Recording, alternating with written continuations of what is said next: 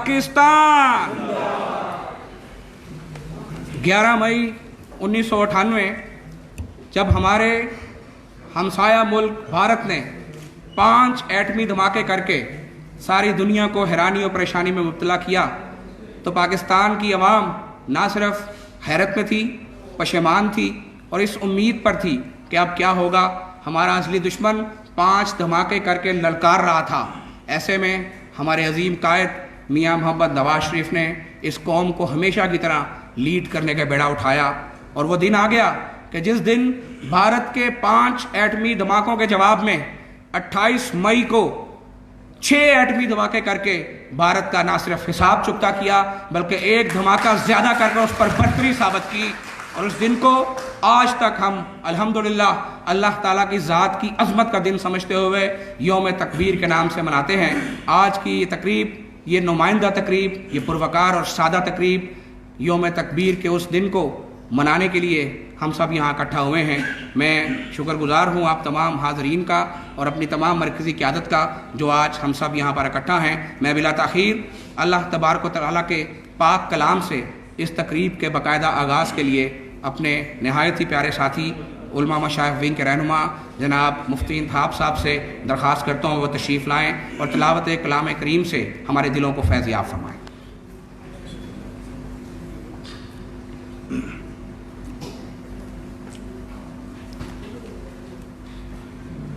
अऊज़ु बिल्लाहि मिनश शैतानिर रजीम।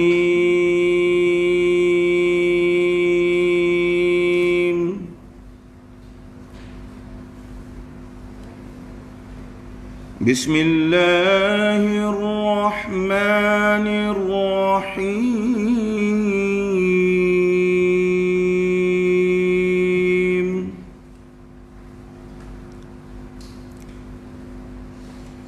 वअइद्दू लहुम मस्ततअतुम मिन क़ुव्वतिन व मिन रिबातिल खैल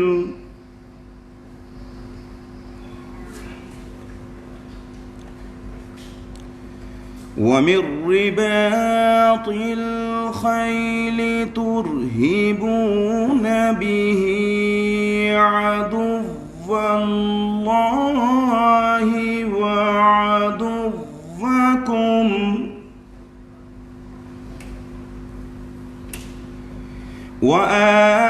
وآخرين من دونهم لا تعلمونهم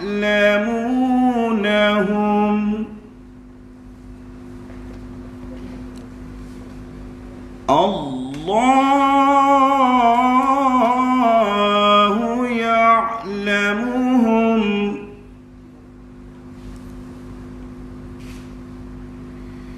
وما تنفقوا من شيء في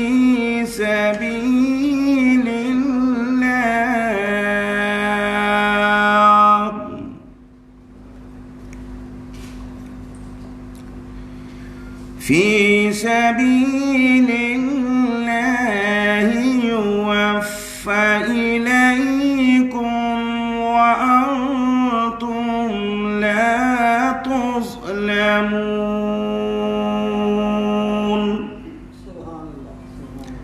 ترجمہ: اور تم اپنے آپ کو طاقت کے ذریعے تیار کیے رکھو اور اپنے گھوڑوں کو باندھے رکھو تاکہ تمہاری اس تیاری کے ذریعے اللہ تعالیٰ اپنے دشمنوں اور تمہارے وہ دشمن جن کو تم جانتے ہو اور تمہارے وہ دشمن جن کو تم نہیں جانتے ان پر رعب طاری کر دے۔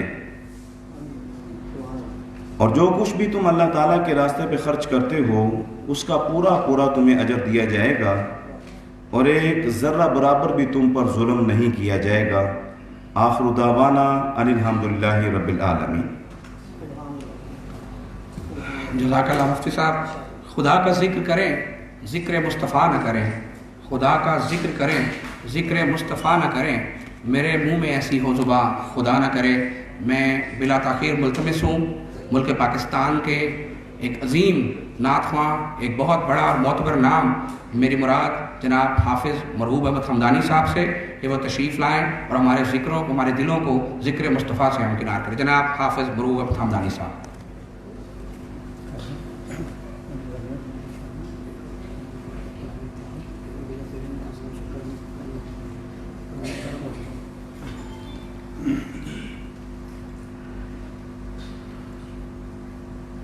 کرم مانگتا ہوں، عطا مانگتا ہوں، الہی میں تجھ سے دعا مانگتا ہوں.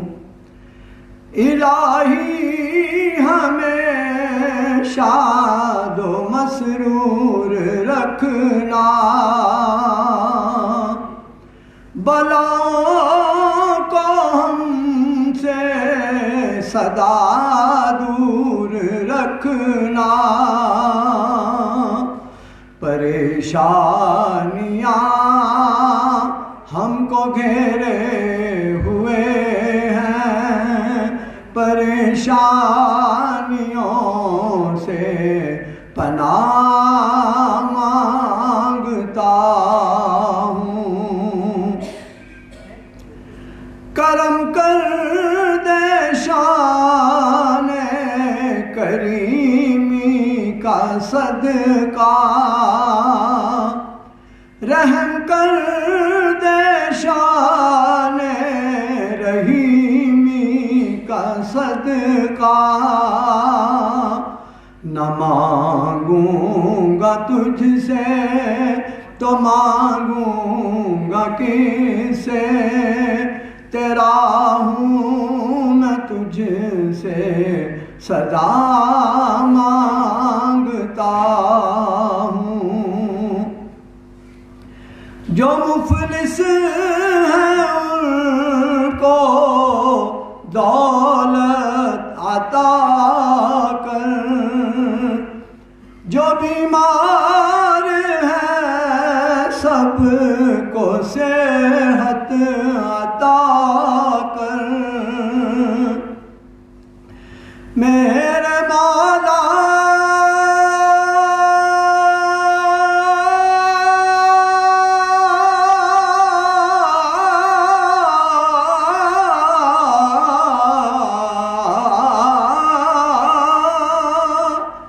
جو بیمار ہیں سب کو صحت عطا کر، جو بیمار ہیں سب کو صحت عطا کر.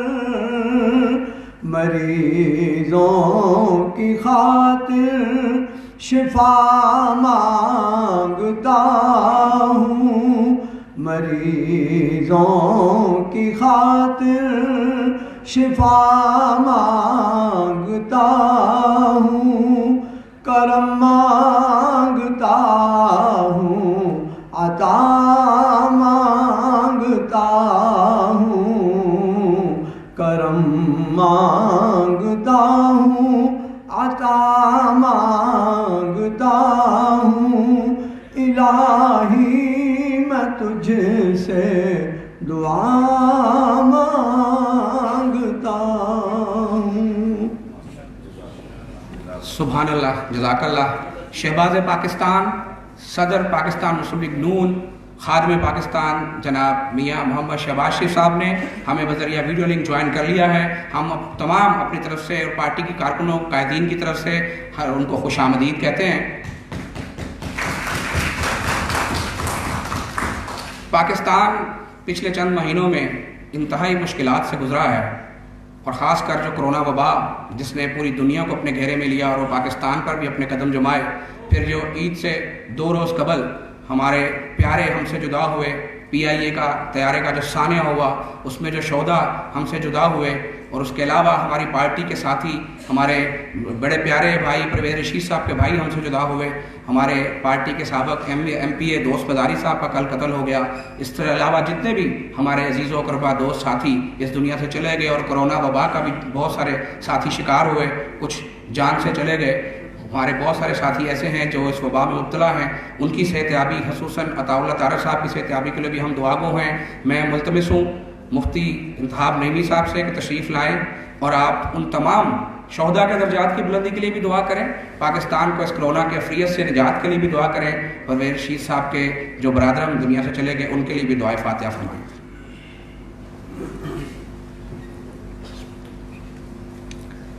بسم اللہ الرحمن الرحیم۔ اللہم صلی علی سیدنا و سندنا و مولانا و مأوانا و ملجانا محمد وآلہ و صحبہ وبارک وسلم۔ اللہم انت السلام و منک السلام، تبارک ربنا و تعالیت یا ذا الجلال والاکرام۔ شہنشاہی کائنات، اس پر نور تقریب کے آغاز میں جو تلاوت کلام پاک کی گئی، بارگاہ سمدیت میں جو حمد کے کلمات پیش کیے گئے، مالک مولا سب کو اپنی بارگاہ میں قبول فرما لے۔ میرے مولا کائنات نبی کریم رؤوف الرحیم علیہ السلام کے وسیلہ جلیلہ سے جناب سیدنا آدم علیہ السلام سے لے کر آج تک جتنے مسلمان فوت ہو چکے ہیں، بالخصوص ہمارے بھائی جناب پرویز رشید صاحب، ان کے برادر، اور اس پارٹی کے جتنے مسلمان، خاص طور پر پی آئی اے کے سانحے میں جو مسلمان شہید ہوئے، اور جو کرونا وائرس میں جتنے مسلمانوں نے جام شہادت کو نوش فرمایا، میرا ان سب کی ارواح کو اس کا ثواب پیش کرتے ہیں، قبول فرما لے۔ اے پروردگار عالم، تو کریم رحیم ہے، تو شافی الامراض ہے، تو اس سے تیرے حبیب مکرم صلی اللہ علیہ وسلم کے وسیلہ جلیلہ سے یہ عرض کرتے ہیں، اس کرونا وائرس کو پوری انسانیت سے بالعموم اور بالخصوص اہل پاکستان سے نجات عطا فرما دے، اس کو دور فرما دے۔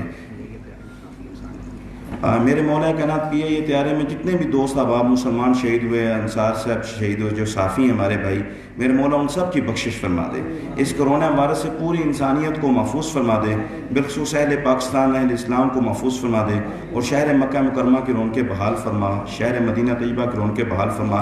اے اللہ ہمارے قائدین کی خیر فرما، اور کرونا وائرس سے پوری انسانیت کو اور رونا وائرس سے اہل پاکستان کو محفوظ فرما دے، اور اس حکومت سے جس نے ظلم و ستم کی انتہا کی ہوئی ہے اور پورے اہل پاکستان پریشان ہے، میرے مولا ان سے جلدی نجات عطا فرما دے۔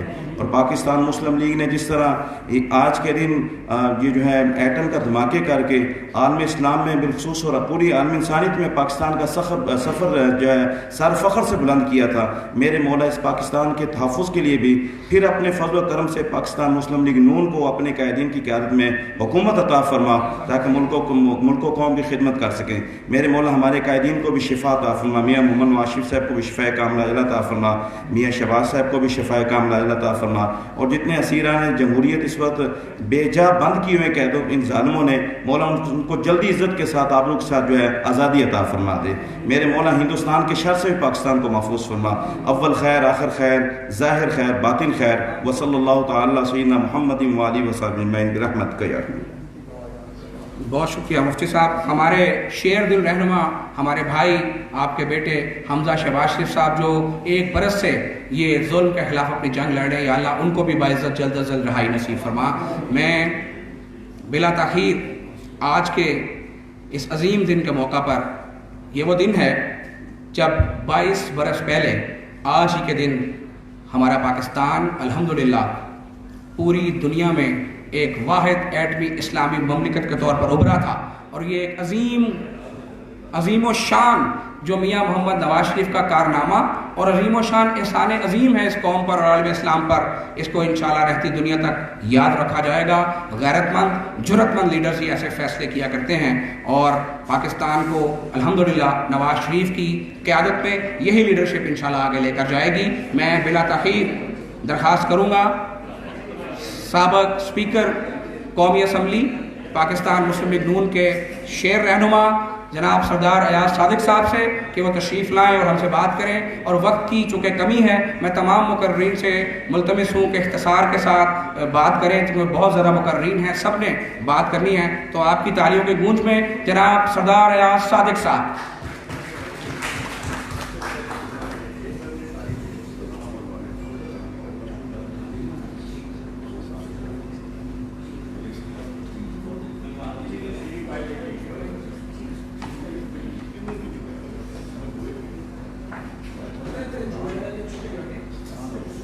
اعوذ باللہ من الشیطان الرجیم بسم اللہ الرحمن الرحیم.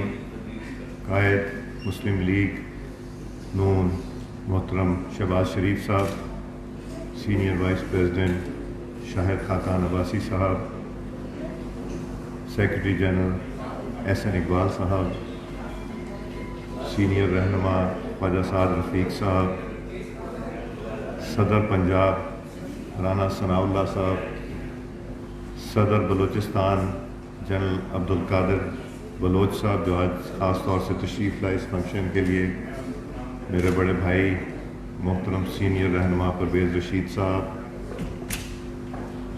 میرے چھوٹے بھائی مرتضیٰ جاوید عباسی صاحب، جنرل عبدالقیوم صاحب، میرے قابل احترام بھائیوں بہنوں دوستوں، السلام علیکم. مجھے بلانے سے پہلے ہی جنرل سیکرٹری لاہور نے تاکید کر دی کہ مختصر گفتگو کریں، مگر آج کا دن ایک ایسا ہے جس دن میں مسلم لیگ نون کو فخر ہے اپنے قائد پہ، اپنی لیڈرشپ پہ، جنہوں نے ان حالات میں جن حالات میں امریکہ سے دباؤ تھا، دنیا کے دوسرے ممالک سے دباؤ تھا کہ پاکستان ہندوستان کا جواب نہ دے ایٹمی دھماکے کر کے، مگر سننے میں تو بہت باتیں آتی ہیں.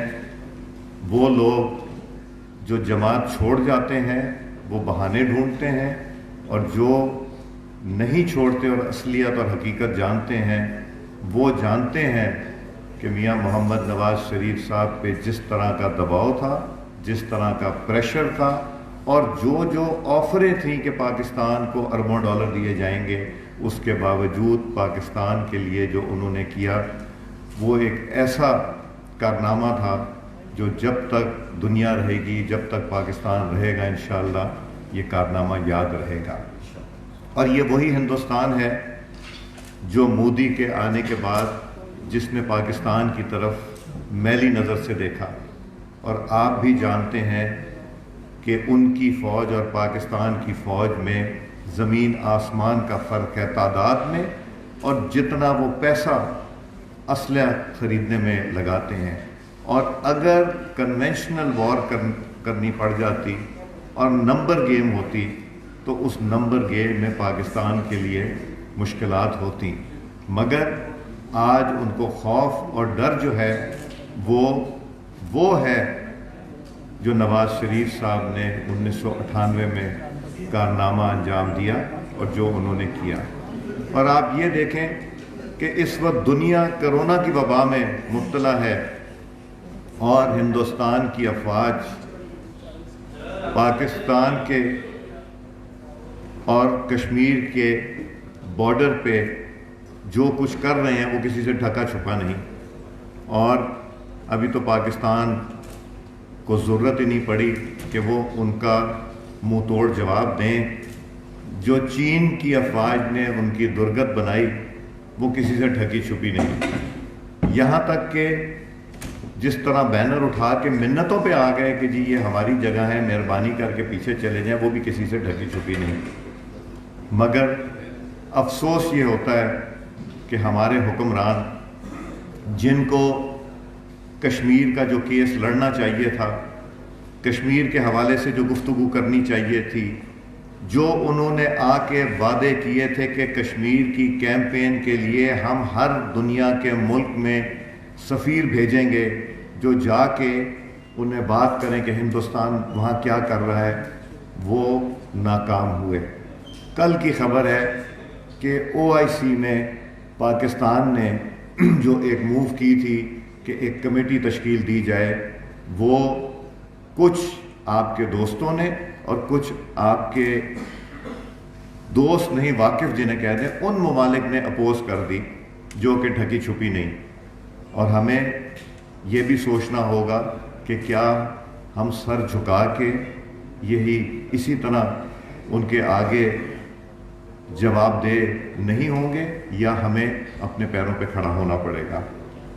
ہمارے دوستوں نے جو OIC میں کیا، یہ حکومت پاکستان کی کمزوری نظر آتی ہے، نہ صرف اس فیلڈ میں مگر جس طرح بار بار آپ جانتے ہیں کہ قومی اسمبلی میں ریکوزیشن ہم نے کی اور حکومت کی یقین دہانی پہ کہ ہم سیشن بلائیں گے، نہیں بلایا، ہم نے ریکوزیشن واپس لی مگر انہوں نے سیشن نہیں بلایا۔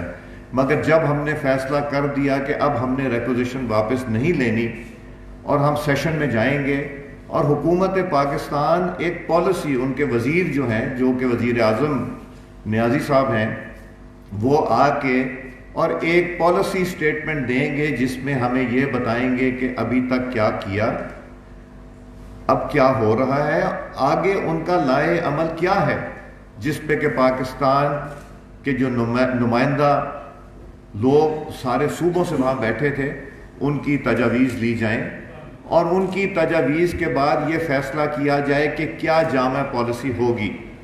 کبھی کہتے ہیں لاک ڈاؤن، کبھی کہتے ہیں کھول دو، کبھی کہتے ہیں اشرفیہ نے لاک ڈاؤن کیا۔ وہ کون سی اشرفیہ، یہ ہمیں بھی بتائیں، جو وزیر اعظم کے قابو میں نہیں، جو لاک ڈاؤن جنہوں نے ان سے پوچھے بغیر کر دیا، شاید ان کو یقین بھی نہیں کہ وہ وزیر اعظم ہے۔ میں سوچ رہا تھا کہ جس طرح نواز شریف صاحب کوئی سانحہ ہوتا تھا، شہباز شریف صاحب گرمی، سردی، بارش، آندھی، طوفان میں اس جگہ پہنچ جاتے تھے۔ وہ تو لاہور شہر کی گلیوں میں پہنچ جاتے تھے جب بارشیں آتی تھیں اور کھڑے ہو جاتے تھے۔ اور یہ ایک وزیر اعظم نیازی جس نے یہ گوارا نہیں کیا کہ وہ کراچی جا کے ذرا صورتحال خود بھی دیکھ لیں، ان کو چھٹی بنانا مقصود تھا اور وہاں جا کے یہ نہیں کرنا۔ یہ ذمہ داری کس کی ہے؟ کس نے اس ملک کو لیڈ کرنا ہے؟ شاید انہیں نہیں پتا کہ انہوں نے لیڈ کرنا ہے، یا شاید ان کے اختیار میں نہیں کہ انہوں نے لیڈ کرنا ہے۔ وہاں پہ جا کے ان کو کم از کم حالات تو دیکھنے چاہیے تھے، کچھ لوگوں کے گھروں میں جا کے تعزیت تو کرنی چاہیے تھی، ان لوگوں کے ساتھ تو کرنی چاہیے تھی جو وردی میں تھے، جو وردی میں اس جہاز میں جو اللہ تعالیٰ کو پیارے ہوئے، جو باقی لوگ تھے جو پاکستان کے رہنے والے، جو پاکستان کے، اور بہت سے شاید ان کے چاہنے والے بھی ہوں گے، وہ پاکستان کے شہری تو تھے۔ تو کیا عمران خان نیازی صاحب کو وہاں نہیں جانا چاہیے تھا؟ یا ان کے لیے اپنی چھٹی یا آرام؟ یہ بار بار کہا جاتا ہے کہ مسلم لیگ نون تو کرونا پہ سیاست کر رہی ہے۔ اگر سیاست کر رہی ہوتی تو مسلم لیگ نون جو سیشن بلایا تھا اس سیشن میں کویسچن آر بھی رکھاتے، کال اٹینشن بھی لگاتے، ایڈجرنمنٹ موشن بھی لگاتے۔ مسلم لیگ نون کی آفر تھی کرونا پہ گفتگو ہوگی اور صرف کرونا پہ ہوگی تاکہ ہم اس ملک کو اس وبا سے بچائیں۔ وہاں وزیر اعظم نے آنا گوارا نہیں کیا۔ وزیر اعظم ہو تو گوارا کرے، اور وہ ہیلتھ منسٹر بھی ہیں۔ تو باتیں بہت کرنا چاہتے ہیں، ہمیں جس جگہ انہوں نے لا کے کھڑا کر دیا معاشی طور پہ۔ اب جب میں ملتا ہوں ان لوگوں کو جو یہ چاہتے تھے کہ ہم تبدیلی آئے، اب ہم ان کو بھی آزما کے دیکھ لیں۔ اب میرا خیال ہے انہوں نے ان سب کو آزما بھی لیا، دیکھ بھی لیا، پرکھ بھی لیا۔ شاید کوئی ان میں اہل ہوتے تو کچھ کام کر دکھاتے۔ مجھے تو ان میں اہلیت، کیپیسٹی، کیپیبلٹی اور کہیں طرح کی کوئی اہلیت نہیں نظر آتی۔ اور اللہ تعالیٰ کو رحم کرے۔ میں تو یہ کہوں گا کہ وقت آنے والا ہے کہ اس بجٹ کے بعد اپوزیشن کو اکٹھا بیٹھ کے یہ فیصلہ کرنا پڑے گا کہ ہم کرنا کیا چاہتے ہیں۔ کیا ہم اسی طرح چلیں گے؟ ہم جمہوریت کو ڈیریل تو نہیں کرنا چاہتے، مگر ٹارگٹ مسلم لیگ نون ہے۔ کہتے ہیں کہ اب احتساب ہوگا اور وہ احتساب سب کا ہوگا۔ احتساب ہو تو نظر بھی تو آئے ہوتے ہوئے، اور دوسرا جو چیزیں پڑی ہوئی ہیں ان کے پاس ان کو بلایا نہیں جاتا، اور مسلم لیگ نون کے قائدین، ورکرز کو نیب کی پیشیاں بھگتنا پڑتی ہیں۔ میں نے پہلے بھی ڈیمانڈ کی ہے اور میں اب بھی ڈیمانڈ کرتا ہوں کہ نیب کو ختم ہونا چاہیے۔ امینڈمنٹ کے بات کرنا چھوڑ دیں، نیب کو ختم ہو، دوسرے محکمے جو ہیں وہ اپنا کام کریں۔ Supreme court of Pakistan, high courts of Pakistan اپنے فیصلوں میں جو کامنٹس دے چکے ہیں، جو لکھ چکے ہیں، وہ کسی سے ڈھکے چھپے ہوئے نہیں۔ اب فیصلہ پاکستان کے عوام نے کرنا ہے، اور جو لوگ یہ کہتے تھے کہ کوریا کا صدر استعفیٰ دے دیتا ہے جب کوئی حادثہ ہو، ہم نے تو یہاں ہر مہینے شیخ رشید کو پٹری سے اترتے دیکھا، میرا مطلب ٹرین کو پٹری سے اترتے دیکھا، اور کبھی ملامت بھی نہیں ہوئی، کبھی شرمندگی بھی نہیں ہوئی، مگر سب سے بڑی اپوزیشن کی پارٹی ہوتے ہوئے، پاکستان کی سب سے بڑی پارٹی ہوتے ہوئے، میرا خیال ہے وقت آ گیا، ہماری تنظیم سازی مکمل جب ہوگی، اس کے بعد مسلم لیگ نون کو گھر بیٹھنا جو ہے وہ پاکستان کی حفاظت نہ کرنے کے برابر ہے۔ میں آپ سب کا شکر گزار ہوں، میں نے تھوڑا زیادہ وقت لے لیا عمران نذیر صاحب، میں معذرت خواہ بھی ہوں، اور میں دعا گو ہوں اللہ تعالیٰ ہمارے قائد میاں محمد نواز شریف صاحب کو اور شہباز شریف صاحب کو جلدی لائے، اور ہمارے لیے جو لڑائی لڑنے والے جوان کچھ یہاں بیٹھے ہیں، جس میں سعد رفیق صاحب، احسن اقبال صاحب، شاہد خاقان صاحب، رانا ثناء اللہ صاحب اور حمزہ شہباز صاحب، جو اس وقت بھی ہماری لڑائی لڑ رہے ہیں، اور ایک بے گناہ آہت چیمہ جس کے خلاف کچھ بھی نہیں نکلا، جو صرف شہباز شریف صاحب کے خلاف وعدہ معاف گواہ نہ بننے کی سزا وہ کاٹ رہا ہے، اس کو بھی میں اپنا ہیرو سمجھتا ہوں۔ میں آپ سب کا شکر گزار ہوں جو ہمارا لائن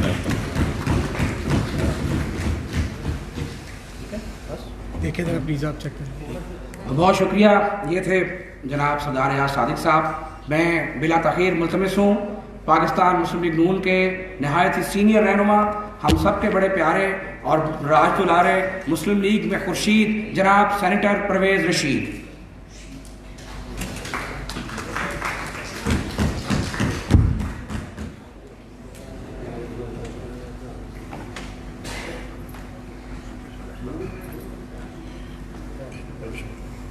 بہت بہت شکریہ۔ میں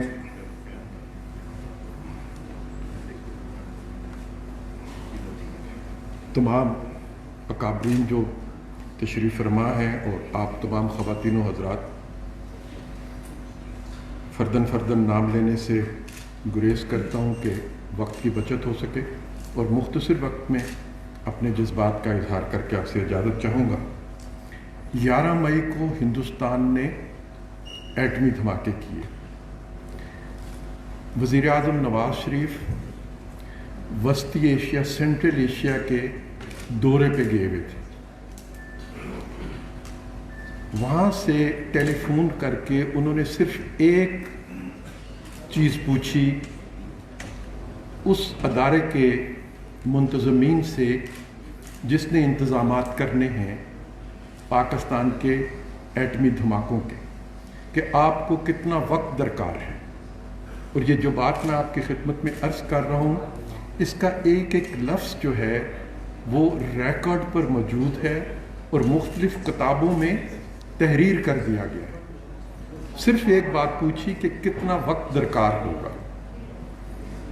وزیر اعظم کو بتایا جاتا ہے کہ اس کام کے لیے 3 ہفتے چاہیے۔ وزیر اعظم 3 ہفتوں کا وقت دینے کے لیے آمادہ نہیں ہوتے، اور بات چیت کے ذریعے کم سے کم وقت کے لیے جو درکار ہونا چاہیے اس پر اپنی آمادگی ظاہر کرتے ہیں، جو 17 دن کا بنتا ہے، کہ اگر 17 دن کا وقت مل جائے تو دھماکوں کا انتظام اس وقت میں کیا جا سکتا ہے۔ 11 مئی کو ہندوستان نے دھماکہ کیا، اور ٹھیک 17 مئی کو 28 مئی کو ٹھیک 28 مئی کو یعنی 17 دن جو کہ منیمم وقت بنتا ہے، اس کا جواب پاکستان کے وزیر اعظم کی ہدایت پر پوری دنیا میں اور ہندوستان نے جس نے دھماکے کیے تھے اس کو پہنچا دیا گیا۔ اس کو کہتے ہیں قیادت، اس کو کہتے ہیں کہ جو امانت قوم نے کسی وزیر اعظم کے حوالے کی ہے، اس امانت کو دیانت سے ادا کرنا، اور یہ تاریخ کا حصہ ہے کہ نواز شریف نے اپنی امانت کو دیانت سے ادا کیا، ایک فرض ان پر عائد ہوا، انہوں نے ایک لمحے کی تاخیر نہیں ہونے دی۔ اور پھر کلنٹن خود اپنی کتاب میں لکھتے ہیں، جو اس وقت امریکہ کے صدر تھے، کہ میں نے نواز شریف صاحب سے کہا کہ $5 بلین، 5 ارب ڈالر، یہ 98 کی بات ہے، 1998 کی، اس زمانے میں $5 بلین صدر کلنٹن خود اپنی کتاب میں تحریر کرتے ہیں، مائی ڈیز ان وائٹ ہاؤس۔ آج پاکستان کا وزیر اعظم، جو آج کا وزیر اعظم ہے، وہ 200، 400، 500 ملین ڈالر کے لیے دنیا کے سامنے کشکول لکھ کے پھرتا ہے اور ڈکٹیشن بھی قبول کرتا ہے۔ دھماکوں جیسے بڑے کام کرنے کی تو اس میں جرت نہیں، چھوٹے کاموں پہ ڈکٹیشن قبول کرتا ہے۔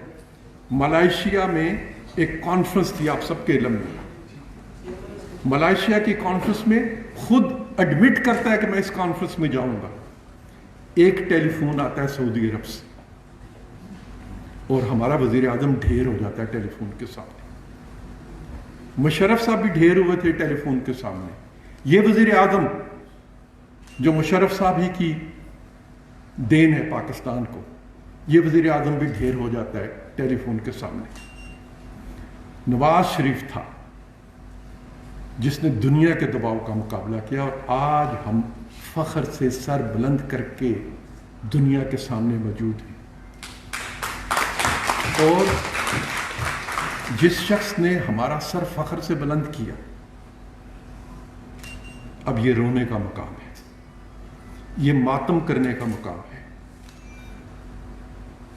کیا اس شخص کے سر کو بلند کرنے میں میں اور آپ کوئی کردار ادا کر سکے؟ ہم نے اپنا فرض ادا نہیں کیا۔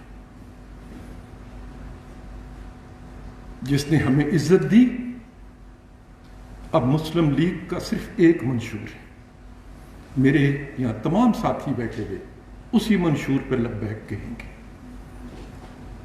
کہ ہم اپنے قائد کی عزت کو اپنی زندگیوں میں اسی ملک میں سرخرو ہوتے ہوئے دیکھیں گے۔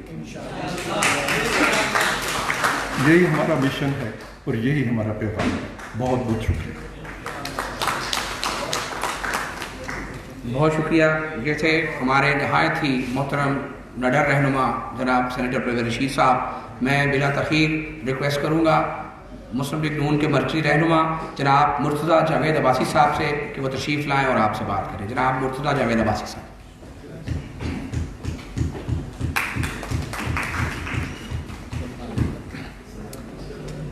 بسم اللہ الرحمن الرحیم۔ صدر پاکستان مسلم لیگ جناب شہباز شریف صاحب، مرکزی قیادت جو سٹیج پہ بیٹھی ہے، اور مسلم لیگ نواز شریف کے جانسار ساتھیوں، آج کے اس دن کے حوالے سے میں مختصراً دو باتیں کروں گا۔ پہلی بات تو یہ ہے کہ ہم اپنے اس محسن پاکستان کو، جس نے ہر قسم کے پریشر اور آفرز کو ایک طرف رکھ کے اپنے جذبہ ایمانی سے، جذبہ حب الوطنی سے، اور جو بحیثیت وزیر اعظم ان کی ذمہ داری سے تھی، اس کے تحت جو اپنا فرض انجام دیا، پوری پاکستانی قوم کا سر فخر سے بلند کیا، میں اپنی طرف سے اور پوری قوم کی طرف سے اپنے قائد نواز شریف صاحب کو خراج تحسین پیش کرتا ہوں۔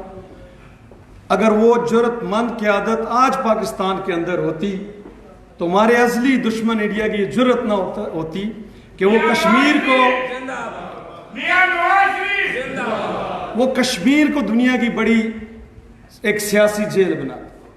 ہمارا یہ یقین ہے خدا کے فضل و کرم سے کہ ہمارے قائد کا جو جذبہ ایمانی ہے نواز شریف صاحب کا، اور ان کی جو یہ ٹیم یہاں بیٹھی ہے، آج جن بحرانوں میں ایک نائل حکومت کی ناکام پالیسیوں کی وجہ سے یہ قوم گری ہوئی ہے، اور مستقبل جو ہمیں تاریخ نظر آتا ہے، یہ ہمارا یقین ہے اس ٹیم اور ہمارے قائد نواز شریف کی صورت میں خدا کے فضل و کرم سے ان بحرانوں سے پاکستان کو ہم نجات دلائیں گے، اور وہ دن بہت جلد اللہ کے فضل و کرم سے آئے گا جب عزت کے ساتھ اور دوبارہ 2/3 سے زیادہ اکثریت کے ساتھ ہم محسن پاکستان انشاءاللہ نواز شریف صاحب کو پاکستان میں لائیں گے عزت کے ساتھ، اور جو ان کا بیانیہ ہے خدا کے فضل و کرم سے وہ آج کوئی مسلم لیگ کا بیانیہ نہیں ہے، وہ پوری قوم کا بیانیہ بن چکا ہے، اور انشاءاللہ تعالی اللہ اس بیانیے کو سرخرو کرے گا۔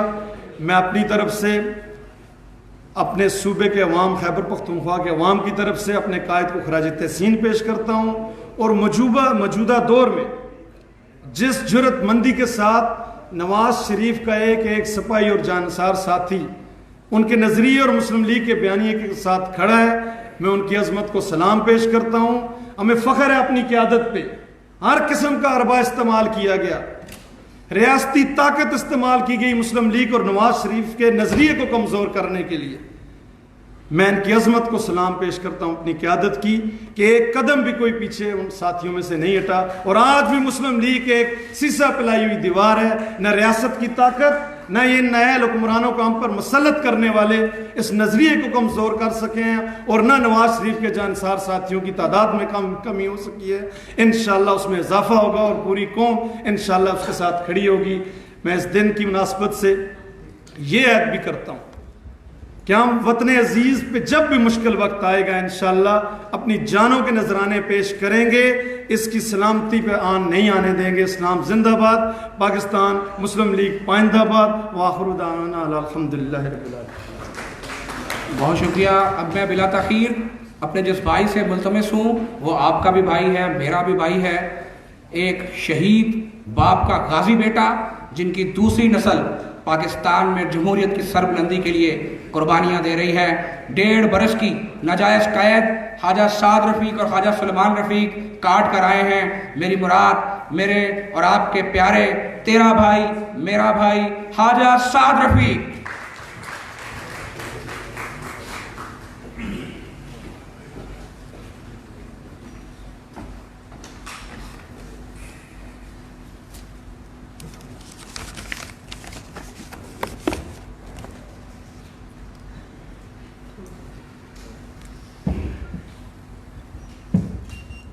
بسم اللہ الرحمن الرحیم۔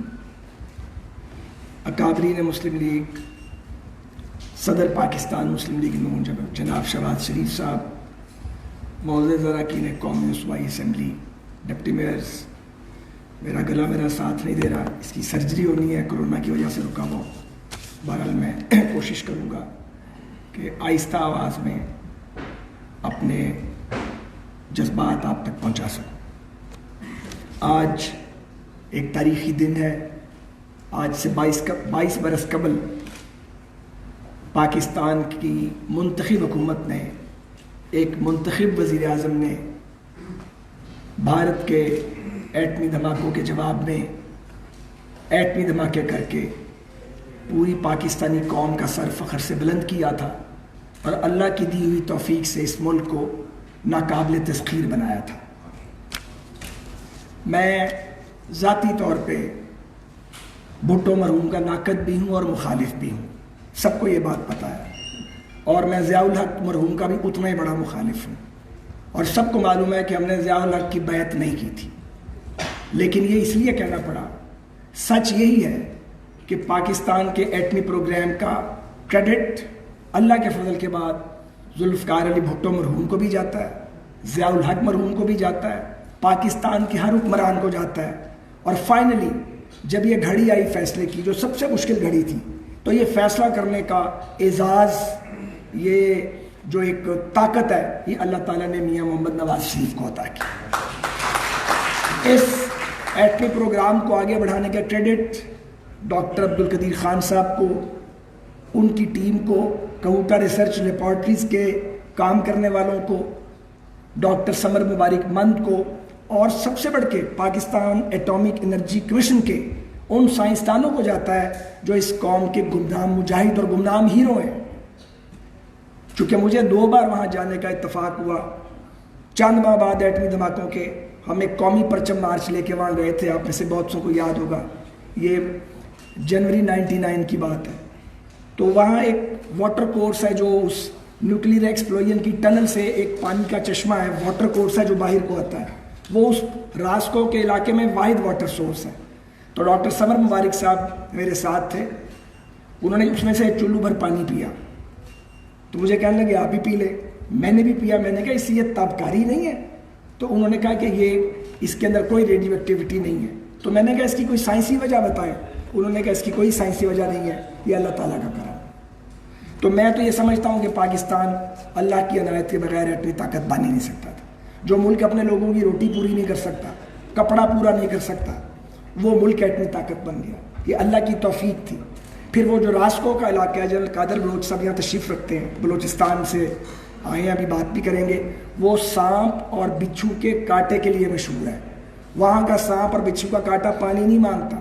16-17 साल एटॉमिक एनर्जी कमीशन के लोग, अफवाज पाकिस्तान के लोग वहाँ मामूर रहे, किसी को सांप या बिच्छू ने नहीं काटा। मैं और भी बात कर सकता हूँ, लेकिन कहा जाएगा शायद ये तोहम परस्ती की तरफ जा रही है। तोहम परस्ती नहीं है, मैं तो एक बुनियाद परस्त आदमी हूँ और मैं समझता हूँ कि अल्लाह की अनायत के बगैर ये मुमकिन नहीं था। और सबसे बढ़ के जो क्रेडिट मियाँ नवाज शरीफ को अल्लाह ताला ने दे दिया, वो बयानात से, मजाक उड़ाने से, तमस्खर उड़ाने से वो वापस नहीं लिया जा सकता। तारीख़ बड़ी अजीब चीज़ है, इसको आप वक्ती तौर पे मसख कर सकते हैं, इसको मोम की नाक की तरह वक्ती तौर पे मरोड़ सकते हैं। चंद साल बाद, चंद दहाइयों बाद और बाज़ औक़ात सदियों के बाद तारीख़ का सच गवाही देता है और सच सामने आके रहता है। तो सच तो सामने आएगा, कौन मुल्क को बनाने वाला था, कौन बिगाड़ने वाला था। अगली बात बड़ी है जो मैं कहना चाहता हूँ, गुजारिश ये है कि ये जो पाकिस्तान को एटमी धमाका करके एटम बम बना लिया, पाकिस्तान एटमी ताकत बन गया, पाकिस्तान सरबुलंद हो गया पूरी दुनिया में, हमारी फ़ौज को ताकत मिली, ऑब्वियसली हम भारतीय जारहियत से महफूज हो गए। और एटम बम ज़ाहिर चलाया नहीं जाता, लेकिन ये एक आपको मुहाफ़ज़त और सपोर्ट देता है कि दुश्मन को ये पता हो कि अगर हम हमला करेंगे तो ये भी हमें ले बैठेंगे। और दुश्मन हमसे 5 गुना बड़ा है अपने उसमें हुजम के अंदर। तो पाकिस्तान के लिए तो ये एटम बम नागुज़ीर था, ये हमारी लाइफ और डेथ का मसला था। लेकिन सवाल ये है कि क्या महज एटम बम बनाने से मुल्क महफूज हो जाते हैं? ये तो एक पार्ट है। हमसे शायद सैकड़ों गुना ज़्यादा एटम बम सोवियत यूनियन के पास मौजूद थे, उसका क्या बना? शिराज़ा बिखर गया। तो जो पूरा पैकेज है वो ये नहीं था कि सिर्फ एटमी ताकत बनना है, पूरा पैकेज ये था कि पहले एटमी ताकत बनना है, फिर माशी ताकत बनना है। और आप माशी ताकत नहीं बन सकते अगर मुल्क में आइन और कानून की हुक्मरानी नहीं होगी, अगर मुल्क में जर्द जमहूरियत की मैं बात नहीं करता, चेचक ज़दा जमहूरियत की जो आजकल है, अगर मुल्क में शफाफ जमहूरियत नहीं होगी तो फिर मुल्क माशी ताकत नहीं बनते। अगर मुल्क में इंसाफ ना मिले और इंसाफ को रोन दिया जाए और इंसाफ के नाम पे नारवा सजाएं दी जाए और इंसाफ करते वक्त हाथ कांपते हो लोगों के, तो फिर मुल्क माशी ताकत नहीं बनते। बाज़ औक़ात फिर एटम बम जो बने होते हैं वो भी बोझ बन जाते हैं। तो गुजारिश ये है कि हम जा किस तरफ रहे हैं। टिड्डी दल का मुकाबला करने के काबिल नहीं रहे, कोरोना के ऊपर हमारी स्ट्रेटजी कोई नहीं है, पोलियो जो ख़त्म हो गया था वो पूरे मुल्क में वापस आ चुका है, जो GDP 5.8 पे हम छोड़ गए थे वो कोरोना से पहले 1.91 पे फॉल कर गई। मुल्क तो जा रहा है तबाही की तरफ। तो इस तबाही में से क्या निकलेगा? और झूठ बता के, शोर मचा के, जेलों में ठूस के हमें आप समझते हैं कि मुल्क आगे जा रहा है। हमारा अब क्या बिगाड़ रहे हैं? ये बैठे हुए हैं, आसम साहब भी जेल काटा है, शाहिद साहब भी काटा, राना सनाउल्लाह खान भी काटा है, परवेज़ भाई पिछली बार बहुत कुछ भुगत चुके हैं, इस हॉल में बहुत सारे दोस्त बैठे हुए हैं, मैं और सलमान साहब भी काटा है, शहबाज शरीफ साहब मौजूद हैं वो काटा है, उन्हें फिर वहाँ दोबारा भेजने की साजिश की जा रही है। क्या बिगाड़ती हैं जेलें आदमियों का? लोग वापस आ ही जाते हैं, लोग पिघल नहीं जाते, लोग आ जाते हैं। इसमें से मिलता कुछ नहीं है, लेकिन जो जेलों में लोगों को डालते हैं उनके अपने मुंह काले हो जाते हैं और वो मुंह दिखाने के काबिल नहीं रहते। हमें जिसने जेल भेजा था उसका तो नाम भी अजड़ने वाला यहाँ पे कोई नहीं है।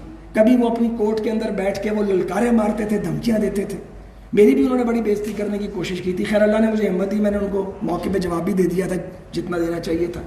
तो सवाल ये है, इससे मिलता कुछ नहीं है। अगर आप समझते हैं कि मुल्क को तकसीम करके इसको इसमें नफ़रत की खलीजें पैदा करके हमें गालियाँ दे के, हमारी क़यादत को गालियाँ दे के आप मुल्क को मजबूत कर सकते हैं, तो फिर ये काम करते रहें। لیکن 2 سال نے یہ بتایا ہے کہ پاکستان کو ریورس گیئر لگا ہوا ہے، پاکستان آگے نہیں جا رہا. یہ بات امپورٹنٹ نہیں ہے کہ وزیر اعظم نواز شریف صاحب نے بننا ہے یا عمران خان نے رہنا یا نہیں رہنا، یا شہباز شریف صاحب کو بننا ہے یا کسی اور نے بننا ہے. یہ ثانوی باتیں ہیں. مسلم لیگ نون کی حکومت آنی ہے یا پی ٹی آئی کی رہنی ہے. اہم یہ ہے کہ پاکستان میں رہنا ہے انشاءاللہ تعالیٰ. اسے چلانا یا نہیں چلانا، مجھے نہیں لگتا کہ کچھ لوگ اسے چلانا چاہتے ہیں، کیونکہ چلانے والے جو چلن ہے وہ یہ نہیں ہے، یہ نہ چلانے والے چلن ہیں. اور یہ بھی نہیں سوچتے کہ یہ ایک ایٹمی طاقت بن گئے ہیں.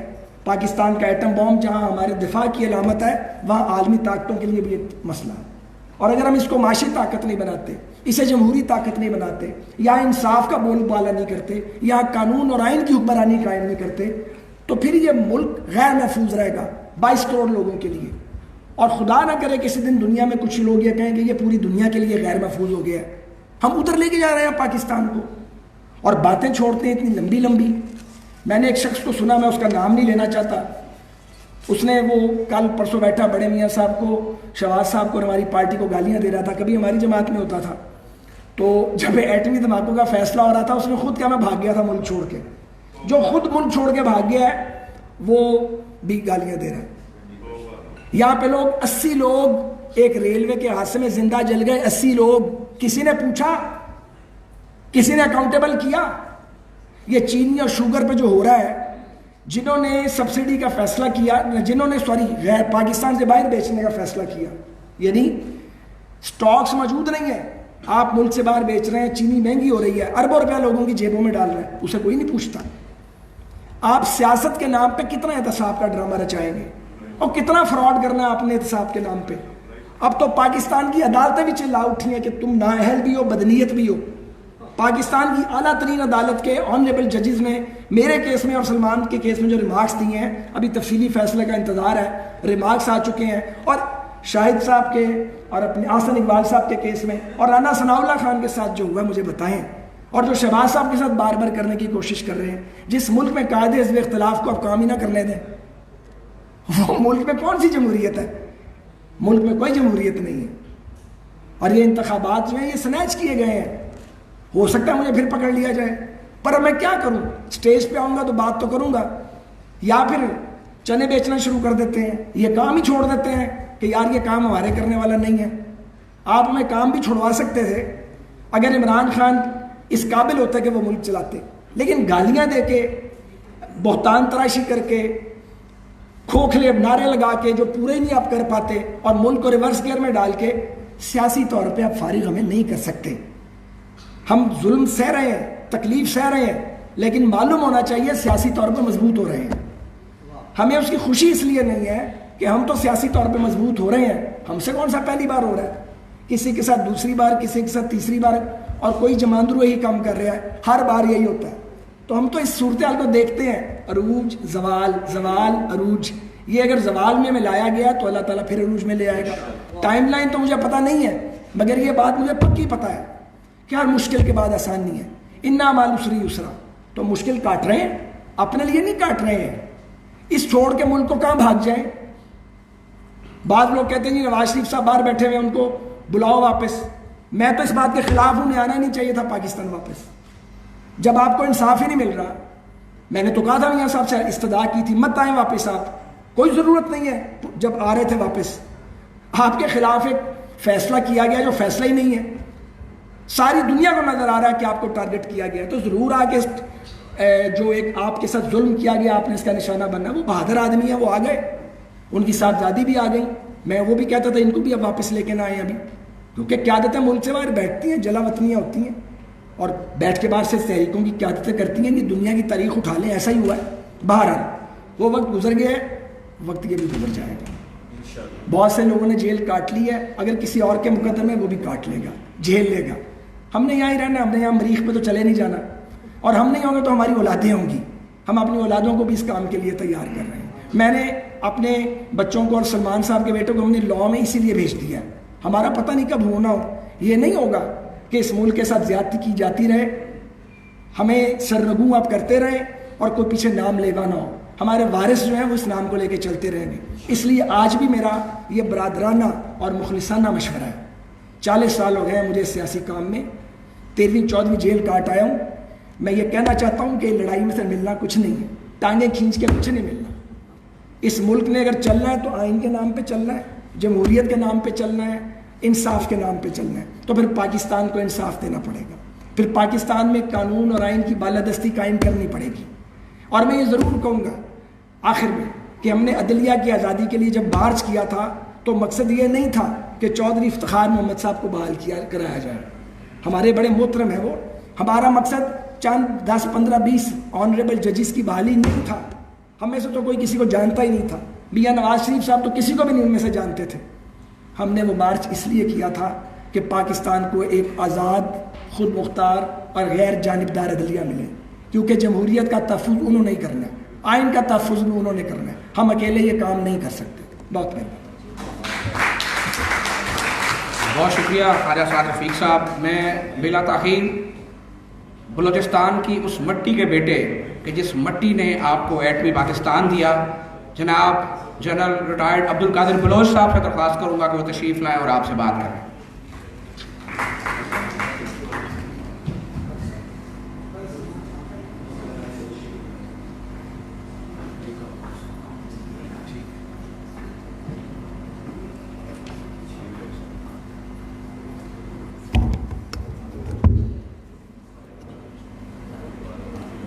اعوذ باللہ من الشیطان الرجیم. بسم اللہ الرحمن الرحیم. جناب میاں شہباز شریف صاحب، اکابرین پاکستان مسلم لیگ نون، حاضرین مجلس، السلام علیکم. پابندی یہاں پر یہ لگائی گئی ہے کہ کم سے کم بولنا ہے، اور میں تھوڑا سا ایک متعصب آدمی ہوں، معذرت چاہتا ہوں. ایک صوبے کی نمائندگی کر رہا ہوں اور پنجاب کی نمائندگی کرنے والے بہت سارے لوگ ہیں، تو لہٰذا میں تھوڑا سا زیادہ ٹائم لوں گا تاکہ اپنے خیالات آپ کے سامنے میں رکھ لوں اور اپنے صوبے کے احوال کے بارے میں آپ سے بات چیت کروں گا. جہاں تک یوم تکبیر کا تعلق ہے، میں ایک چھوٹا سا مثال دوں گا. 2 پہلوان جب سامنے آ جاتے ہیں اور ایک پہلوان کے بارے میں یہ معلوم ہوتا ہے کہ اس میں اتنی طاقت ہے اور اتنے سارے لوگوں کو اس نے گرایا ہے، اچھاڑا ہے، یہ کیا ہے، وہ کیا ہے، اور دوسرے کے بارے میں کوئی یقین نہیں ہے کہ اس میں کیا ہے، کیا نہیں ہے، کتنی قابلیت ہے، کتنی اہلیت ہے، اس کا دل کتنا بڑا ہے، اس کے دل گردے میں کتنی طاقت ہے، اس کے جسم میں کوئی طاقت ہے کہ نہیں ہے.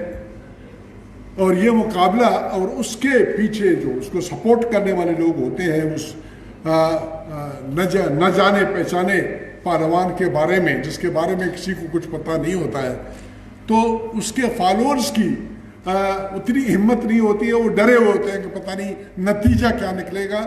اور جو دبنگ قسم کا پہلوان ہے اور جس کی اہلیت اور قابلیت کے بارے میں سب کو پتہ ہے، وہ لوگ بڑے ہمت میں رہتے ہیں.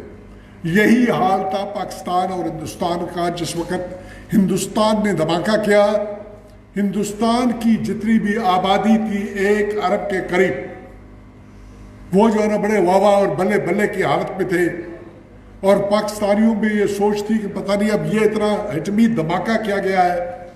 ہیروشیما اور ناگاساکی والے مثال لوگوں کے سامنے تھے، اور یہاں پر لوگوں کی ہمت زمین کے نیچے چلی گئی تھی. اور اس وقت ایک مرد مجاہد کی ضرورت تھی، جس کو سامنے آنے کی ضرورت تھی. اس کے لیے تیاری لوگوں نے کیا تھا. ان کو سلام کرتے ہیں. سلام تھا کس کو؟ ڈاکٹر قدیر خان کو. سلام ہمارا بھٹو صاحب کو. سلام ہمارا 98 سے پہلے والے جتنی بھی حکومتی ارکان تھے ان سب کو سلام. انہوں نے اپنی تیاری مکمل کی ہوئی تھی، لیکن قوم کو پتہ نہیں تھا کہ ہمارے پاس کیا ہے کیا نہیں ہے. اور اس وقت ہمارے اوپر بڑے پریشر تھے.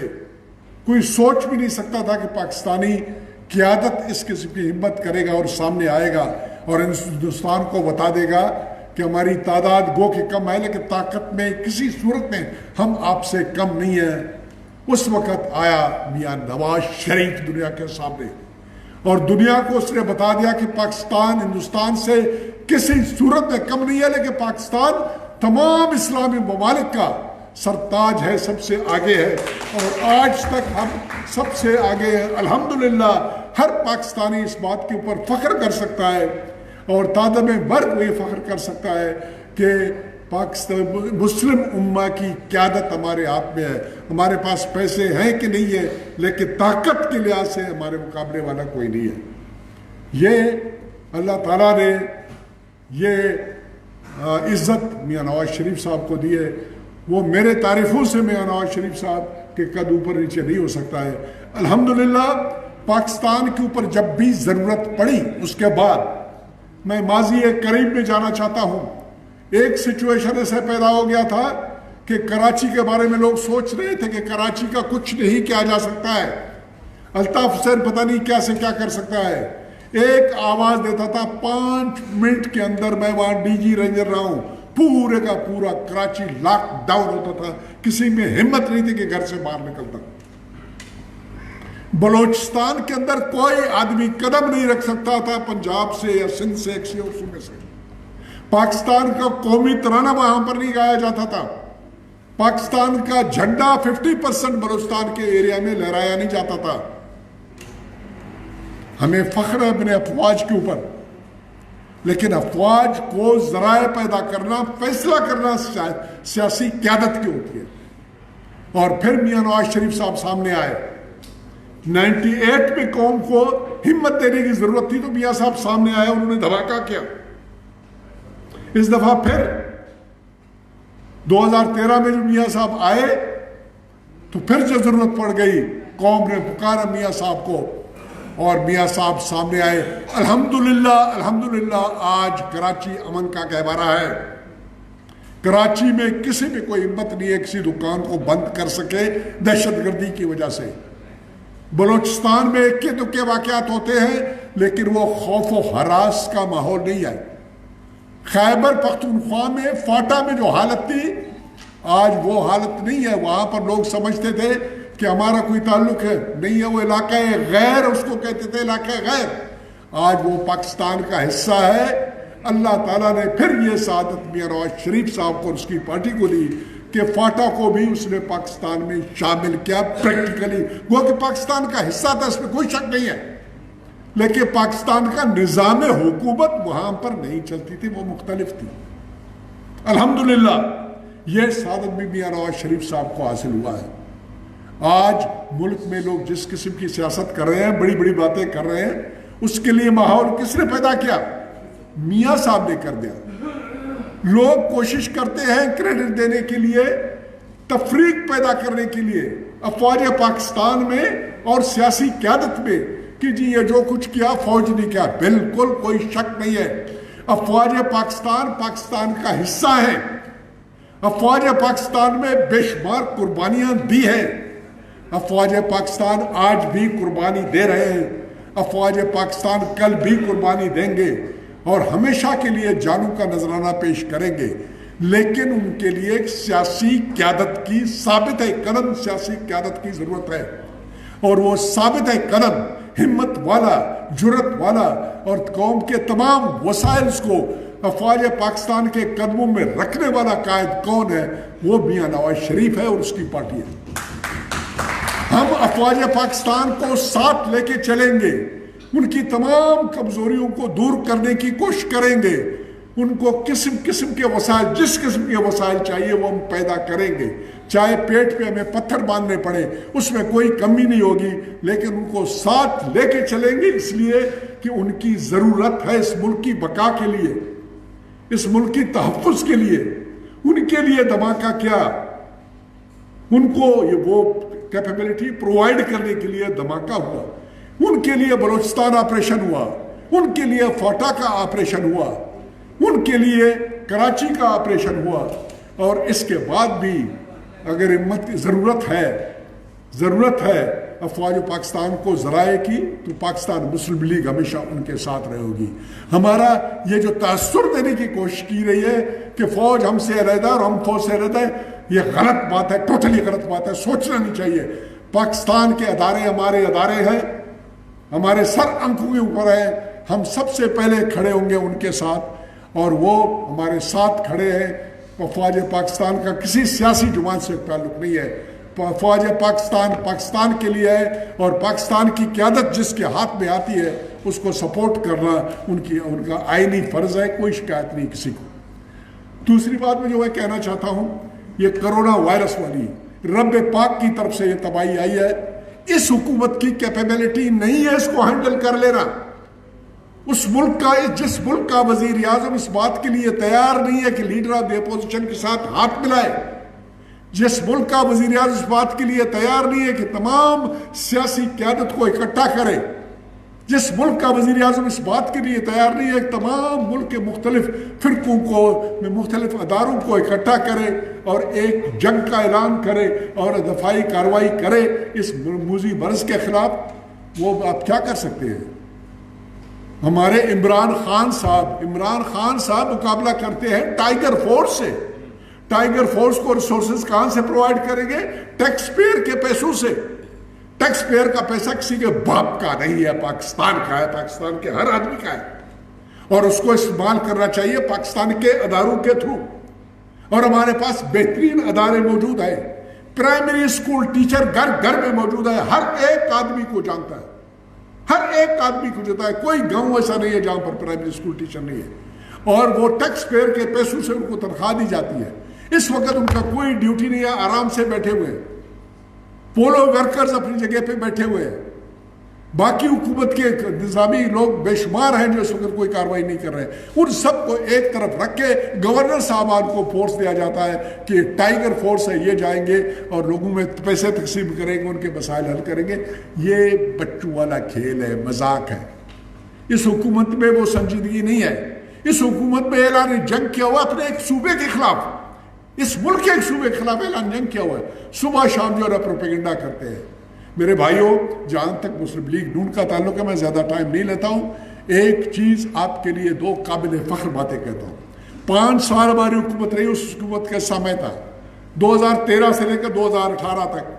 میں پورے پاکستان کو چیلنج کرتا ہوں، ایک بھی ایسا اسکینڈل نکالے جہاں پر ہماری کرپشن کی بات کی گئی ہو، جہاں پر یہ کہا گیا ہو کہ یہ معاملہ تھا، یہ موٹر وے تھا، یہ فلان تھا یا فلان تھا یا فلان تھا، جس میں ہم لوگوں نے کرپشن کی اور انہوں نے اپنی پوری زور لگائی. کیا چیز سامنے رہا ہے؟ کچھ بھی اسپیسفکس میں ایک بات بھی نہیں کر سکتے. میاں نواز شریف صاحب کو انہوں نے ڈسکوالیفائی کیا. کس بنیاد کے اوپر؟ بیٹے سے اقامہ کے بنیاد کے اوپر. کیا مذاق ہے؟ دنیا میں کسی آدمی نے اس کو ایکسپٹ نہیں کیا. میاں نواز شریف صاحب کو انہوں نے جیل کی سزا دی. کس بات کے اوپر؟ کرپشن کے اوپر. کون سی کرپشن؟ کہ جی آپ کے بیٹے جو وہاں پر رہ رہے ہیں، جس کا لائف سٹائل جس قسم کا ہے، وہ کمنشوریٹ نہیں کرتا ہے، اس کے ساتھ نہیں جاتا ہے آپ کے ذرائع آمدن کے ساتھ. یہ نہیں بتایا کہ اگر آپ نے غلط کام کیا، کہتے ہیں کہ پاکستان سے پیسہ آپ چوری کر کے لے گئے. یہ نہیں بتایا کہ پاکستان سے چوری کیا تو کب کیا، چوری کیا تو کتنے رقم کا کیا، چوری کا رقم کس رستے سے گیا، کس رستے سے گیا، اور وہ آمدن ٹوٹل کیا ہے. کچھ بھی نہیں اس کے بارے میں ایک لفظ بھی نہیں کہا جا رہا ہے. آج الحمدللہ مسلم لیگ کے اوپر ایک بہت بڑی الزام آیا کرتی تھی پاسٹ میں کہ جی ان لوگوں نے قربانیاں کوئی نہیں دی ہے، انہوں نے جیل نہیں کاٹے ہیں. الحمدللہ ہمارے پارٹی کے قائد نے، اس کی پھول جیسی بیٹی نے، اس کے بھائی نے، اس کے بھتیجوں نے، اس کے خاندان نے، ہمارے ہیروز نے جو یہاں پر بیٹھے ہوا، ہر ایک نے جیل کاٹی ہے، ہر ایک نے جیل کاٹی ہے. اور الحمدللہ جس قسم کا جیل ان کو دیا گیا ہے، ان کے اوپر کوئی چیز آج تک نہ ثابت کر سکے ہیں، نہ ان میں ثابت کرنے کی گنجائش ہے. بھائیوں، میں آپ کو ایک بات بتانا چاہتا ہوں، یہ ایک ٹوٹل ناکام حکومت ہے. اس کے لیے تیاری کرنے کی ضرورت ہے، اور تیاری ہم تو ہمارا کوئی طریقہ نہیں ہے. لوگوں کی خدمت کرنے کی ضرورت ہے، اور خدمت کرنا ووٹ کی ضرورت ہے، ووٹ کے ذریعے سے کی جانی ہے، اور ووٹ کے لیے تیاری کرنے کی ضرورت ہے. اس مشکل وقت میں ہمیں گھر گھر میں جانا چاہیے، ہر پاکستانی کے پاس جانا چاہیے ان کی مدد کرنے کے لیے، تاکہ ان کو یہ بات یاد رہے کہ مسلم لیگ نون کبھی بھی ان کو اکیلا چھوڑنے والا جماعت نہیں ہے. ہم ان کے ساتھ رہیں گے، اور انشاءاللہ وہ دن بہت جلدی آنے والا ہے کہ قیادت ہمارے ہاتھ میں ہوگی. قیادت کے شوقین اس بنیاد پہ نہیں ہے کہ کرسیوں پہ بیٹھنا چاہتے ہیں. ہم صرف پاکستانی قوم کی خدمت کرنا چاہتے ہیں. پاکستانی قوم کو بہت بڑے بڑے مسائل میں کھڈوں میں اس سے نکالنا چاہتے ہیں تاکہ اس کی اکانومی چلتی رہے, خوشیاں آتے رہیں اور پاکستان اس مقام پہ رہے جس کا خواب قائد اعظم محمد علی جناح نے دیکھا تھا. میں ابھی بلوچستان کے بارے میں آپ کو معلوم کرنا چاہتا ہوں. پاکستان مسلم لیگ نون پہلی مرتبہ الحمدللہ 34 ضلع ہمارے ہیں, ہر ضلع میں موجود ہے, ان کی آرگنائزیشن ہم نے کی ہے. اللہ نے چاہا تو ہمیں اچھے نتائج ملیں گے, لیکن کم از کم یہ فار دا فرسٹ ٹائم ایک قومی پارٹی ایسی ہے مسلم لیگ نون جو بلوچستان میں, اس سے پہلے قوم پرست پارٹیاں ہوتی تھیں بلوچستان کے طول و عرض میں, مذہبی جماعتیں ہوتی تھیں, لیکن مسلم لیگ نون الحمدللہ ہر ضلع میں پہچانی جاتی ہے. فخر سے لوگ اس کے ممبرز, اس کے عہدیدار پھرتے ہیں, اپنی باتیں بھی کرتے ہیں اور فخریہ کہتے ہیں کہ ہمارا تعلق مسلم لیگ نون سے, ہم خدمت کرنے کے لیے آئے. میں نے آپ کا بہت زیادہ ٹائم لیا, میں شکر گزار ہوں آپ تمام کا, بہت بہت مہربانی, معافی چاہتا ہوں زیادہ ٹائم لینے کے لیے. بہت شکریہ سر. میں بلا تاخیر درخواست کروں گا مسلم لیگ نون کے ایک اور مرکزی رہنما جنرل ریٹائرڈ عبدالقیوم صاحب سے کہ وہ تشریف لائیں اور آپ سے بات کریں.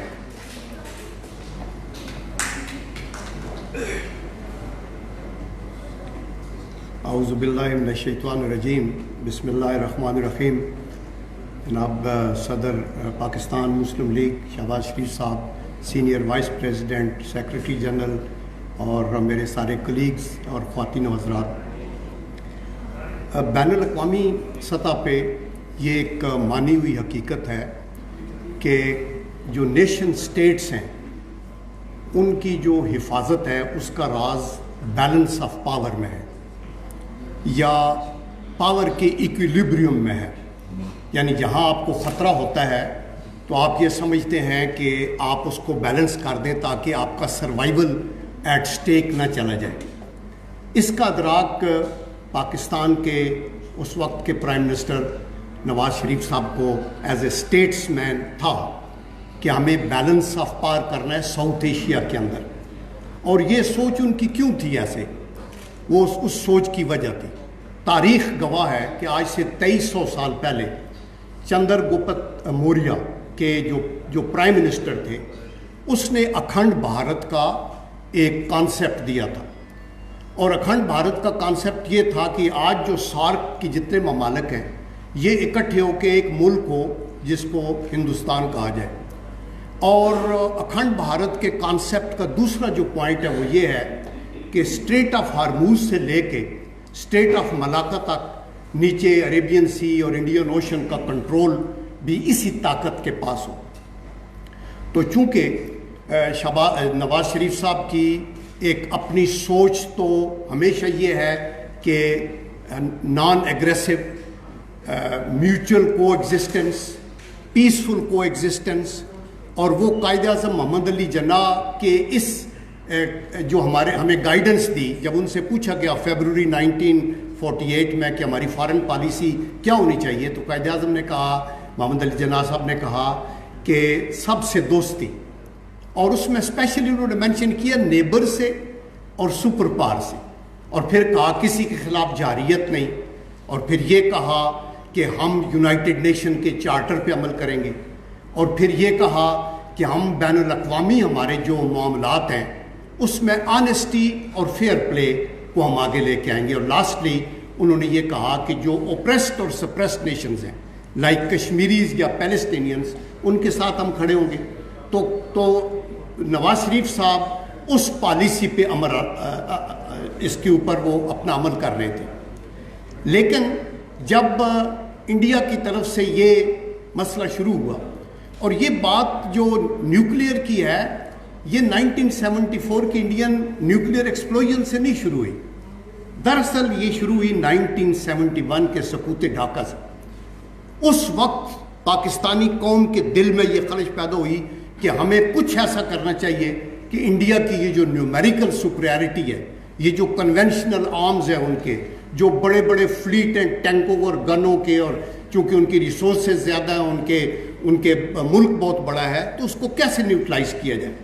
سقوط ڈھاکہ ایک بہت بڑا واقعہ تھا ہماری تاریخ کا، جس نے پاکستانی قوم کے دل کو چھلنی کر دیا، اور اس کو ضمیر جعفری صاحب نے بڑا اچھا پیش کیا، اور انہوں نے یہ کہا، اور انہوں نے وہ کوزے میں دریا بند کرنے والی بات ہے، انہوں نے کہا کہ نیازی نے، جو ہمارے جنرل نیازی تھے اس وقت، نیازی نے اروڑا کو باچشم تر کیا پیش جو اپنا ریوالور، تو ایک پل میں صدیوں کا خون ہو گیا کہ سرے پاک پرچم نگوں ہو گیا، اور علم یعنی جھنڈا، علم اپنا سر جس کی چھاؤں میں تھا وہ کانٹوں پہ مٹی پہ پاؤں میں تھا، اور یہ جانباز لشکر نہ کھاتا شکست مگر تھا قیادت کا کردار پست، اور عزائم تو بیدار سینوں میں تھے مگر سانپ بھی آستینوں میں تھے۔ یہ وہ بات تھی جو نواز شریف صاحب کے دل کے اندر بیٹھی ہوئی تھی۔ اور میں یہاں چونکہ لمبی بات نہیں کرنا چاہتا اور سپیکرز ہیں، دیکھیں یہ نیوکلیئر کا مشن جو تھا یہ ایسی ہے جیسے جہاز کی ایک فلائٹ ہے جس کی 3 فیزز ہیں، آپ نے ٹیک آف کرنا ہے، آپ نے فلائٹ پرفارم کرنی ہے، اور آپ نے لینڈنگ کرنی ہے۔ تو سب سے آسان تو فلائٹ ہوتی ہے، چونکہ پائلٹ کئی دفعہ آٹو پائلٹ پہ کر کے جہاز اڑتا رہتا ہے لیکن عملہ وہاں بھی کام کرتا ہے۔ اس سے بھی زیادہ مشکل ٹیک آف کا ہے، آپ کو زیادہ احتیاط برتنی پڑتی ہے، جہاز کو کتنے لیول پہ لے کے جانا ہے، کیسے ٹیک آف کرنا ہے۔ لیکن سب سے مشکل جو آپریشن ہے وہ لینڈنگ کا آپریشن ہے۔ ہماری جو نیوکلیئر فلائٹ تھی اس کا بے شک ٹیک آف کا کریڈٹ ذوالفقار علی بھٹو صاحب کو جاتا ہے، انہوں نے ایک بیج بویا، اور اس کے بعد سارے سول اور ملٹری قیادت جو بھی تھی، میں اس کا گواہ ہوں، چونکہ اینڈ 70 سے لے کے مڈ 85 تک میں جی ایچ کیو کے ملٹری آپریشن ڈائریکٹریٹ میں تھا۔ اس کے بعد میں جو ہے ہماری نیشنل ڈیفنس یونیورسٹی کے اندر بھی ایز اے پڑھاتا رہا اور گیسٹ اسپیکر کو سنتے رہے، اور اس کے بعد 2 پرائم منسٹرز کے ساتھ میں پرائم منسٹر ہاؤس میں بھی رہا۔ آنیسٹ ٹو گاڈ میں یہ کہتا ہوں کہ ہم کسی کو بلیم نہیں کر سکتے، سب نے سنسیئرٹی میں اس فلائٹ کو آگے چلایا، لیکن مشکل ترین قائم تھا لینڈنگ کا۔ آپ یہ دیکھیں کہ 1989 اور 90 میں جہاز اپنے لینڈنگ ایریا کے اوپر پہنچ چکا تھا، لیکن ابھی نیچے فضا ٹھیک نہیں تھی، ابھی لینڈ کرنے کے لیے جرت چاہیے تھی، کوالیفائڈ پائلٹ چاہیے تھا جس کا بہت بڑا دل ہو، نیچے طوفان تھا، آندھی تھی، نیچے بہت سی سینکشنز کی دھمکیاں تھیں، نیچے پریشر تھا بین الاقوامی سطح کا، نیچے بہت کچھ تھا۔ تو 10 سال ہمارے گزر گئے، یہ جہاز 89-90 کا تیار لینڈ نہیں کر سکا، یہ ہوا میں وہ کرتا رہا، اور جب یہ ٹائم 1998 کا آیا تو اس وقت یہ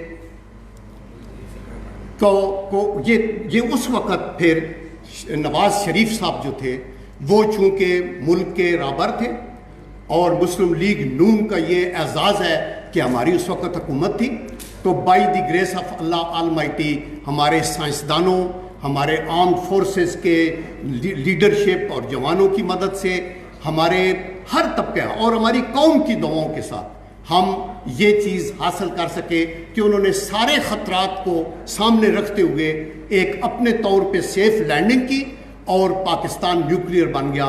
اس لیے یہ کہنا میں حق بجانب ہوں کہ ہمارے جو سیکیورٹی اور پاکستان کی جو سلامتی کا ہیرو ہے وہ نواز شریف ہے، جس نے آپ کو یہ دیا۔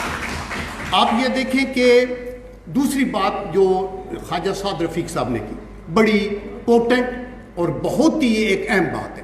دیکھیں قوموں کی جو سیکیورٹی ہے اس کا سارا دار و مدار اس کی نیوکلیئر پار یا کنونشنل فورسز پہ نہیں ہوتا، اس کا دار و مدار اور بہت سے ایلیمنٹس آف پارٹس کے اوپر ہوتا ہے۔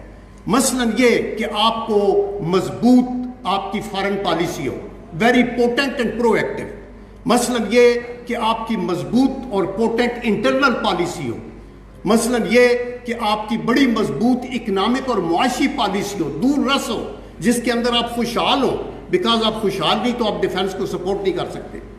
اور چوتھی جو موسٹ امپارٹنٹ ہے کہ آپ کی پرو ایکٹیو ڈیفنس پالیسی ہو، تاکہ دشمن یہ دیکھ سکے کہ آپ کی ملٹری اسٹریٹجی کا جو بلڈ اپ کا مسئلہ ہے اور آپ کے جو مشن ہے، آپ کا جو ڈیٹرنس ہے وہ مضبوط ہو۔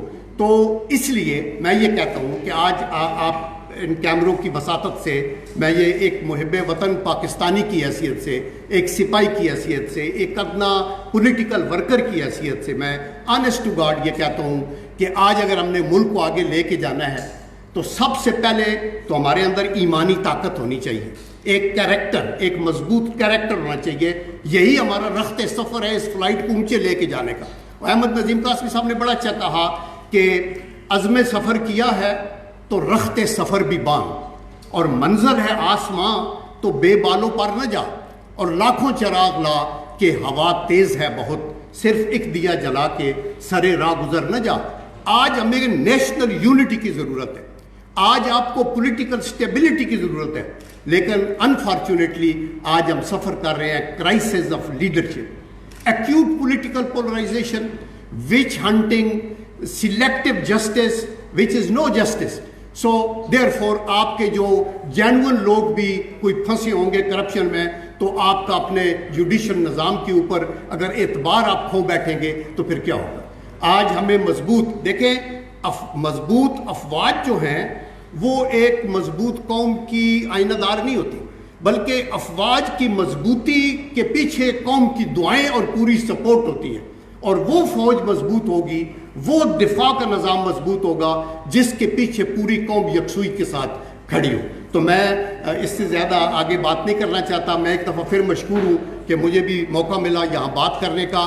ہمیں فخر ہے اپنی قیادت پہ، نواز شریف صاحب اور شہباز شریف صاحب. میں نے کئی ٹی وی ٹاک شوز میں کہا ہے کہ کاش کہ ہمارے پاس ایک شہباز شریف ہر صوبے کے اندر ہوتا تو صوبوں کی حالت مختلف ہوتی.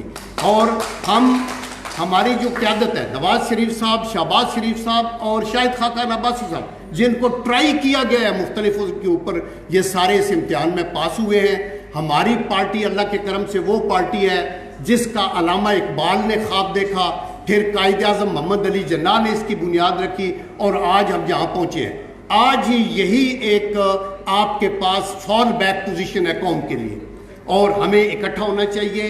نہ ایگو کے مسائل کو بالائے طاق رکھے، اپنے اندر دیکھے. وہ کہتے ہیں من عرف نفسہ فقد عرف ربہ، جس نے اپنے نفس کو پہچانا اس نے اپنے رب کو پہچانا. سب سے پہلے عبد القیوم کو اپنی سیلف اکاؤنٹیبلٹی کرنی چاہیے. لیکن اگر آپ خود مادر پدر آزاد ہر چیز غلط کر رہے ہوں اور دوسروں کو صرف پکڑے تو آئی تھنک یہ بات چیز نہیں ہے. تو آخر میں اس شعر پہ ختم کروں گا کہ خون دل دے کے نکھاریں گے رخے برگ گلاب، ہم نے گلشن کے تحفظ کی قسم کھائی ہے. وآخر دعوانا ان الحمدللہ رب العالمین. صدق اللہ العظیم. ماشاءاللہ بہت خوب. میں بلا تاخیر اپنے اس عظیم بھائی جس نے پرویز مشرف کی آمریت کی آنکھوں میں آنکھیں ڈالی اور آج عمرانی آمریت کی بھی آنکھوں میں آنکھیں ڈال کر جدوجہد کر رہے ہیں اور نواز شریف اور جمہوریت کا سر فخر سے بلند کر رہے ہیں. مصیبتیں آئیں، تکلیفیں آئیں، اور جس طرح کی تکلیفیں آئیں وہ سب کو پتہ ہے، لیکن اس مرد اہل کا سر نہ جھکا. اس مرد اہل کا کردار، گفتار سب کے سامنے ہے. میری برات صدر مسلم لیگ نون پنجاب، شیر دل رہنما رانا ثناء اللہ.